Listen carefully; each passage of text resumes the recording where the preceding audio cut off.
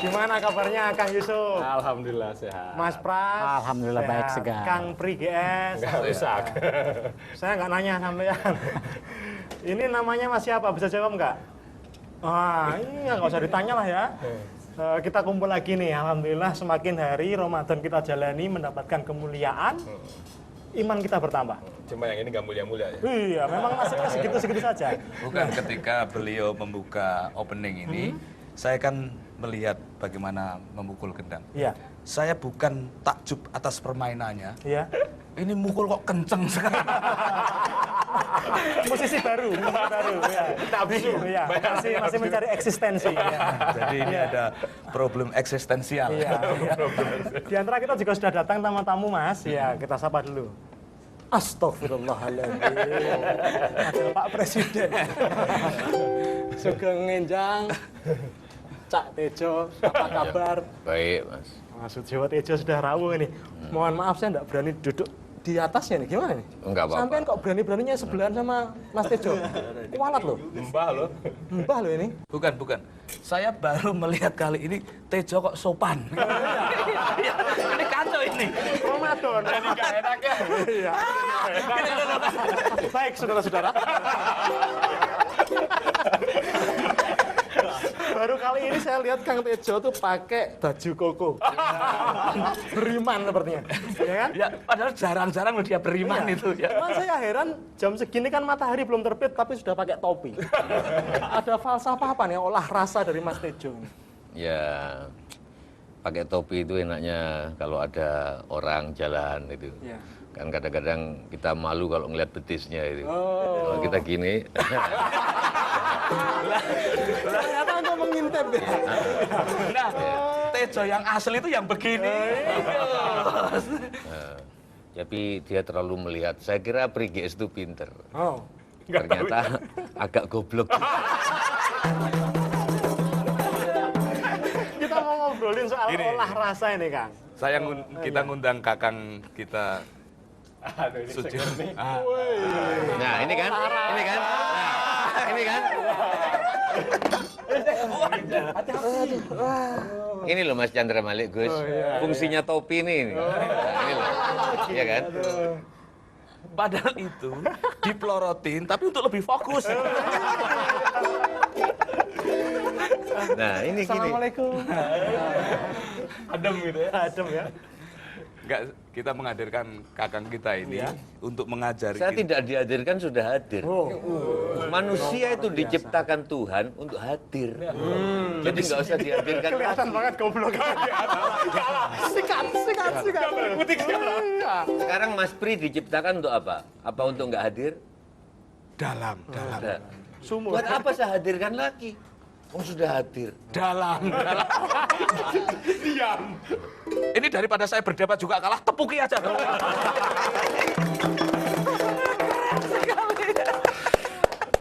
Apa sampean gunanya sampean hidup tuh terus apa? Tadi ditanya sama Kang Pri. Enggak. Kok sama Kang Pri sama Cak Tejo? Ini ngundang Tejo rusak acara. Nggak berkutik. Kok baru kali ini lagi berkutik. Loh kok sampean berkonspirasi? Loh, aku sama Yusuf ngobrol ini. Oh, iya. Salah ngundang tamu kita ini kan. Iya. Tapi kira-kira begini. Rasa itu di dalam keindonesiaan kita kan banyak yang luput di sana sini Iya. terus. Lah beliau ini orang yang terlatih sengsara sehingga menemukan kecerdasan yang optimal semacam ini. Pembalasannya cuma sanggupnya segitu doang. Enggak berani. Ini bukan soal kecerdasan, ini soal adab. Oh iya. Terhadap orang tua itu meskipun kita lebih cerdas, harus membodoh-bodohkan diri. Itu adab. Waduh, Karena ya. surga letaknya di situ. Iya. Orang tua itu meskipun ada gobloknya, kita pura-pura nggak tahu. Ya. Kang, ajari kami olah rasa, Kang. Iya. Kalau rasa ini memang penting di negeri ini, Andi Malarangeng nggak akan menjadi Menteri Pemuda dan Olahraga. Menteri Pemuda dan Olah Rasa. Itu nanti lanjutannya begini, yang cocok jadi menteri itu jiwa kan begitu. Loh, sekarang coba, Menteri, aku Ya. tanya, mana departemen yang Olah Rasa? maunya fisik kan. Menteri Pemuda dan Olahraga. Coba Itu pemudi dan olah rasa. Oh. Pemudi dan olah rasa. Menterinya dia. Oh iya, Rindu. sekretaris saya itu. Halo, assalamualaikum. Terus kan? Terus kalau memang kita olah rasa, kita sudah telat untuk ngomong rasa. Pertama, mau rasa apa? Mau rasa kasihan, kita sendiri patut dikasihani, ya kan? Mau rasa sayangi, sudah diakui sama Malaysia. Mau rasa, enggak, yang dimaksud Gus Chandra rasa yang seperti apa gitu loh. Karena kalau itu sudah rasa kasihan, karena kasihan katanya bentuk lain dari sombong. Kalau kita kasihan ke orang berarti kita sombong, merasa lebih baik dari orang. Katanya membantu orang tuh sebaiknya bukan karena kasihan tapi karena dharma. Gitu loh. Seperti mangga memberi makanan ke orang bukan karena kasihan tapi karena seharusnya dia sudah ngasih makan. Gitu. Ya kelihatan goblok kan? Cengok dia. Aku menatap dengan santun kakangku ini. Bukan maksimal, nggak bisa diupgrade Enggak, lagi. makanya Nggak sanggup. saya justru pengen dengar diskusi kalian tentang rasa itu seperti apa. Nanti kalau salah saya luruskan. Kalau bengkok mau diapain coba? Lo sampean ini sama gobloknya kok jadi bersekutu gitu. Itu tuduhan untuk kita berdua. Tiba-tiba ngeblok. Yang menang tuh gimana? Coba silakan. Begini Gus. Rasa itu persoalan-persoalan emosional. Kalau Nunjuk, bahasa Kang. manajemen. Boleh pesan. Ya. Iya. Terus olah pikir itu persoalan-persoalan intelektual. Kita ini hutang olah pikir saja, Iya. ya. Itu pekerjaan rumah kita di Indonesia masih banyak. Iya. Dari mulai yang fakta-fakta teknis saja. Dunia baca buku rendah. Nah, dunia informasi yang rendah di kepala itu membuat olah pikir juga mengalami keterbatasan kuota. Ya. Iya. Itu baru aspek pertama di dalam pekerjaan rumah bernama Indonesia. Lah, olah rasa itu kecerdasan emosional kita. Orang pinter itu belum tentu nyenengin loh, Gus. Oh iya. Iya tuh. Saya nggak seneng ketemu sampean. Sudah nggak pinter, nggak nyenengin. Gimana itu? Hanya karena kesabaran saya sebagai seorang sufi, iman saya kuat ya saya sabar-sabarin. Kamu yang jadi host sekarang. Jadi orang pinter belum tentu nyenengin. Belum Iya. tentu nyenengin. Tetapi setidak nyenenginya orang pinter, Iya. ada unsur memaafkan kita kepadanya sepanjang dia pinter. Oke. Tetapi tugas olah rasa itu membuat bahkan orang pinter harus nyenengin. Oh iya. Wah, ini double gardan. Iya. Orang pinter sekaligus nyenengin. Nah, kita ini pinter saja katakanlah hutang kepintaran kita itu belum. Oh iya. Apalagi kok mau nyenengin. Prosedurnya dari mana? Oh iya. Kita perlu belajar dari Kang Tejo setelah ini ya. Sambil makan pesan kopi boleh. Tolong ya Mbak ya, nanti Mas Tejo dikasih kopi ya. Yang pahit saja. Soalnya sampean sudah manis. Ya, Kopi saja tanpa air. Oh, iya. Sahur ya. Sahur. Sahur. Sahur.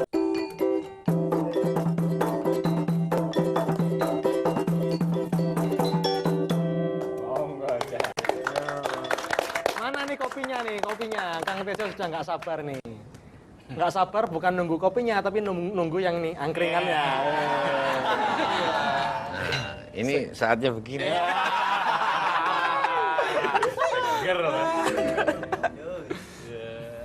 Terus gimana soal rasa, Mas Bri?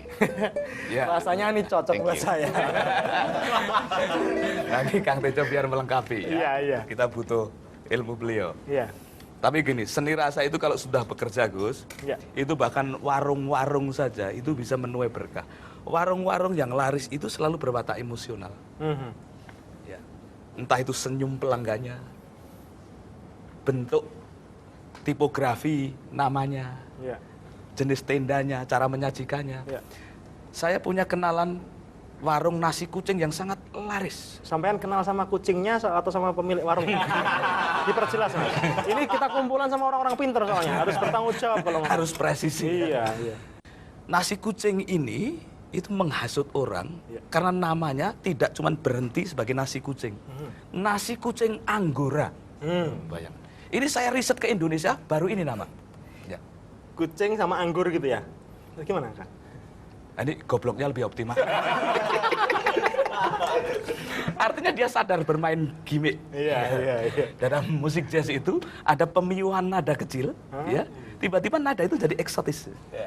Tejo itu kalau topinya dihilangin, nggak jelas itu tukang somai apa itu budayawan.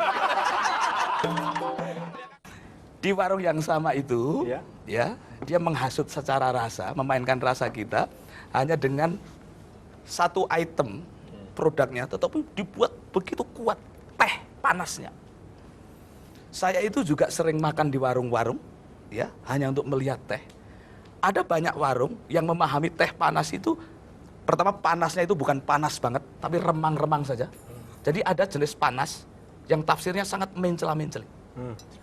Tapi warung ini itu membiarkan panas itu terbukti dengan anglo yang terus. Anglo itu bahasa Semarang. Roaming di sini, Kang. Apa, Kang? Ya itu kompor gas gitu. Oh iya. Kira-kira gitu. Kompor gas itu lebih jelas ya. Itu dari bejana tanah liat, yang arang. Arang, oke. Jadi kesaksian bahwa itu selalu mendidih, semua khalayak menyaksikan. Terus tehnya ini ukurannya jelas, coklatnya jelas, gulanya jelas mereknya. Jadi hanya satu tehnya saja dia menghasut item-item yang lain. Sementara di warung-warung lain itu hanya sekedar coklat. Banyak. Harus jelas dulu, Indonesia bukan cuma Semarang, tapi ada Jawa Barat. Teh itu mbak. Kalau di Sunda ini teh yang mana? Mbak. Maksudnya teh. Teh yang enak yang mana? Yang ini teh kopi. Teh mbak itu teh. Kalau soal teh Jawa Barat ini secara jujur saya harus berguru kepada beliau karena beliau di sektor itu sudah rampung kesesatannya. Jadi teh yang mana ini? Teh yang ini, panas. Teh ini. Oh ya. Jadi begini Kang Tejo. Ada teh yang tidak konsisten menepati ukuran-ukuran yang disyariatkan. Oh, dalam. Ada KTP-nya. Ada syariat teh itu ada. Kadang-kadang publik menjadi ragu-ragu, itu teh beneran atau cuma persan sarung? Oh iya. Pengalaman di pondok. Merusi sarung. Jadi penggemar teh itu tahu watak-watak teh itu. Hanya karena satu item laris, seluruh dagangan di warung itu menjadi tertarik. Radio juga begitu, televisi kadang-kadang juga begitu. Terus hubungannya apa dengan olah rasa? Sampean sepertinya nggak punya bahan, terus ngomongnya panjang kemana-mana gitu ya, Kang ya? Nah ini biar tema ini juga kabur. Hubungannya jelas, Gus Chandra. Iya. Menunjukkan bahwa orang Nusantara itu karena rasanya terolah, itu mengangkat teh yang besar itu cuma cukup satu tangan karena olah rasa. Minumnya kan gitu, minumnya kan. Nah, orang Jepang itu tehnya cuma segini, minumnya pakai 2 tangan, saking beratnya gitu loh. Berarti kurang kan minumnya kalah tenaganya sama kita karena kita berolah rasa. Mukanya polos gitu. Takjub atau gimana? Kang Tejo ini ngomong apa? Benar ini. Iya, tafsirkan Gus. Orang Jawa segede masa rasanya sudah terolah.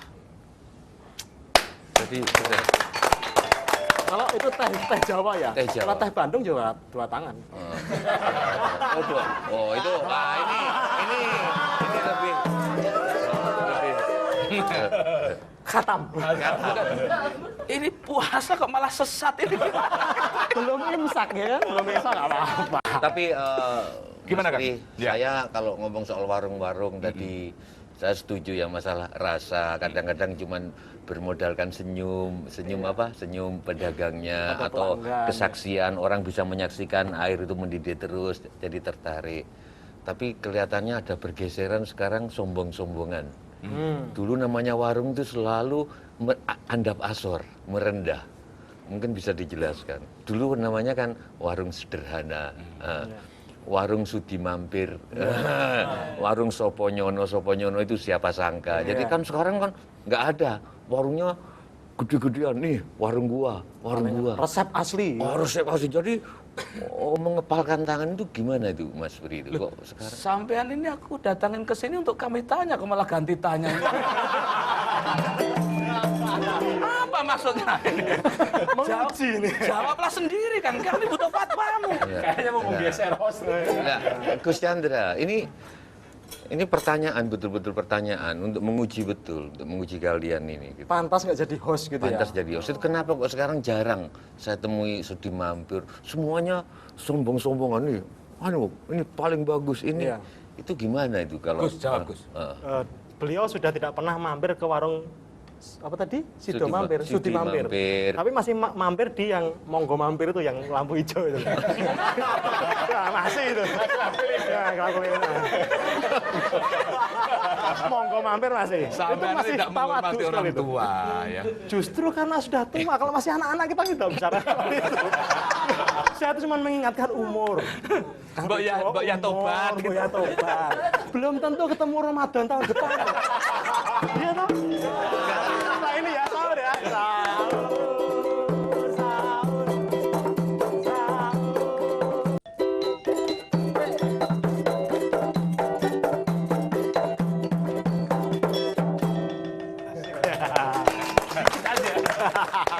Minum.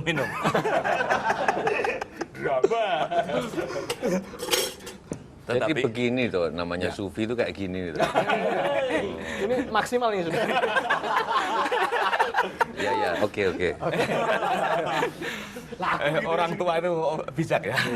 Bijak. Orang tua. Apalagi dia dalang. Sebentar lagi nanti diprovokasi.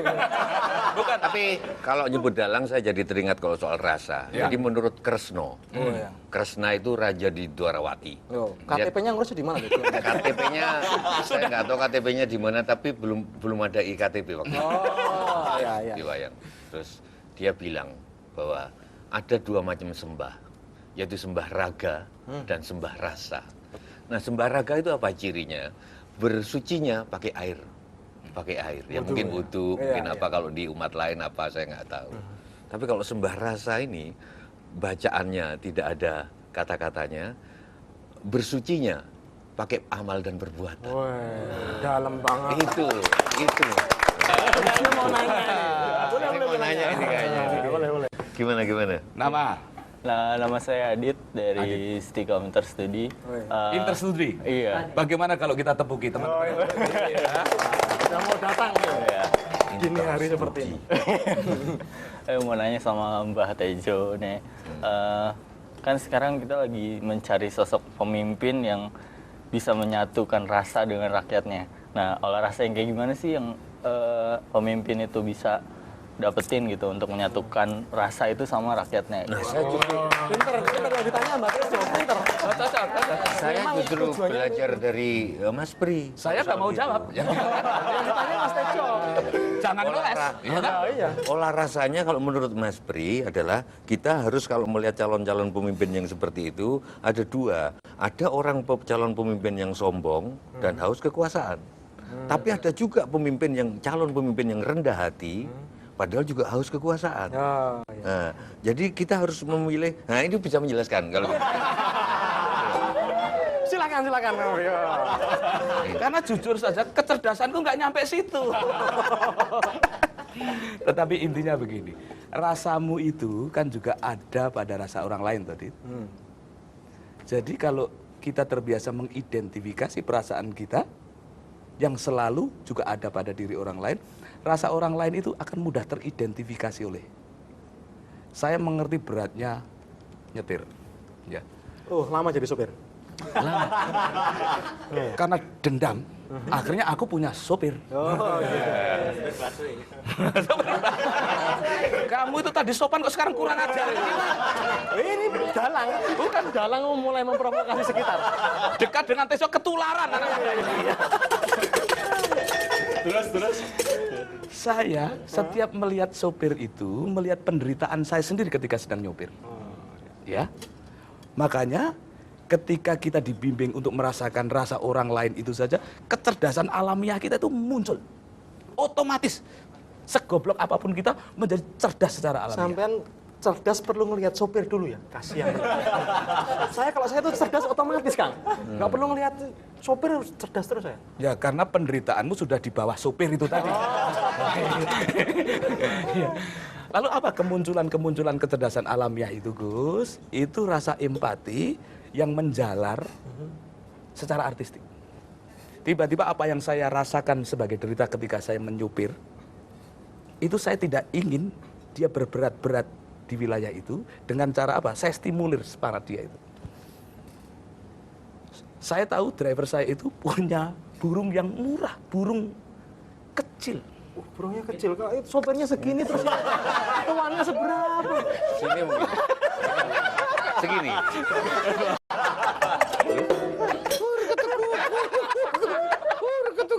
Karena supir punya burung segini gitu. Terus Gini Kang Tejo, ketika sopir itu di dalam ketertekanannya menjalankan profesinya itu, lalu saya hanya tanya kabar burungnya itu, seluruh saraf semangatnya bangkit. Termasuk burungnya?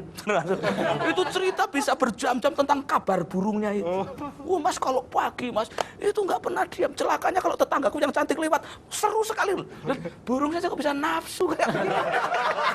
Artinya excited orang ini, ya kan? Kekuatan empati ya. Kekuatan empati. Kang Tejo, penjelasannya. Jelaskan soal burung, Kang. kalau saya agak berlawanan sama Mas Pri. Oke. Eh, Harus begitu. Melihat orang lain, mungkin berempati, mengidentifikasikan diri pada orang itu, misalkan penggali, tukang gali, dan Ya. tapi kalau sopir, nggak tahu karena mungkin saya wayang, yang selalu saya ingat kembali lagi wayang. Oke. Boleh? Boleh, Jadi boleh. Kresno ketika sopir ya? Kresno itu kakaknya Kak Seto.